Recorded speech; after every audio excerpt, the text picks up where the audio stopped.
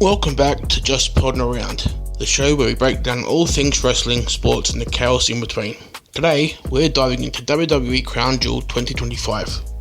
Now, this year was a bit of a curveball. WWE decided to take Crown Jewel outside of Saudi Arabia for the first time. That meant Perth, Western Australia got a premium live event and fans were pumped, especially with John Cena's farewell tour in full swing. So let's take a look at the card from Saturday's show. We had Seth Rollins vs Cody Rhodes for the Men's Crown Jewel Championship, Tiffany Stratton vs Stephanie Vaquer for the Women's Crown Jewel Championship, Bronson Reed vs Roman Reigns in an Australian street fight, Rhea Ripley and Io Sky vs the Kabuki Warriors, and finally John Cena vs AJ Styles. Buckle up, because we're breaking down every moment, what went down, and our final thoughts on the event. First up, we had Bronson Reed taking on Roman Reigns. This was a rematch from Clash in Paris where Reigns got the win last time. Naturally, the Auszilla was looking to even the score. The match opened up with the usual PLE hype and Reed came out strong, but the crowd was all about Reigns. Early on, the fight spilled into the crowd, weapons came out and the tribal chief had some fun interacting with the fans. He even grabbed the mic, asking if they wanted tables. You can only imagine how that went down. Reed slowly mounted a comeback and eventually Bron Breakker got involved, helping turn the tide. Some chaotic interference later, including Jey Uso spear through a table, and Reed hit the tsunami for the pin. On this match gets a B. Some notable moments include the crowd booing the US national anthem but sung the Aussie national anthem loud and proud. Roman chucked a bottle of Prime at Reed. He even threw Aussie rules footballs at Heyman Reed before using a cricket bat. Was it a violent escapade? Not exactly, but it had its fun moments, and Reed walking out on top was right cool. Next up, we got the Women's Crown Jewel Championship match. Now, neither of these two had their regular belts on the line. This was all for pride and bragging rights. Vaquer was aggressive from the get-go, and Stratton played it respectful at first, only to have Vaquer turn it up. The moment was competitive, it had some unique moves and some sloppy spots, but overall it looked solid. In the end, Vaquer hit a corkscrew moonsault to claim victory in the Crown Jewel Championship. Triple H even came out to represent the belt. And this match also gets a B. Some notable moments from this match were a standing submission from Vaquer was really unique. A suplex backbreaker by Stratton looked rough but worked. And Michael Cole had a cheeky reference to Wade Barrett and the Devil's Kiss. Now the match had everyone bossing. John Cena vs AJ Styles. This was part of Cena's farewell tour, and let me tell you, the crowd went absolutely wild for him. The two veterans had a nice, methodical start, with Styles getting the early advantage. The crowd started a TNA chant because yes, the old days get remembered, and eventually Cena mounted a comeback.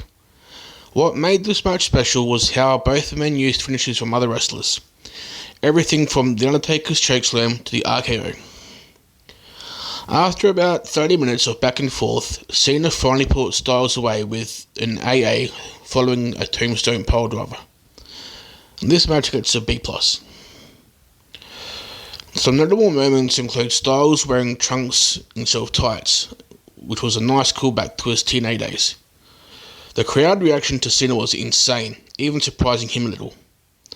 Cena got emotional during a tribute to Bray Wyatt, and Cena even gave Alicia Taylor a note for a special introduction to AJ Styles, which AJ knew nothing about, even calling him the undisputed boss of the Bullet Club, which I thought was a nice touch.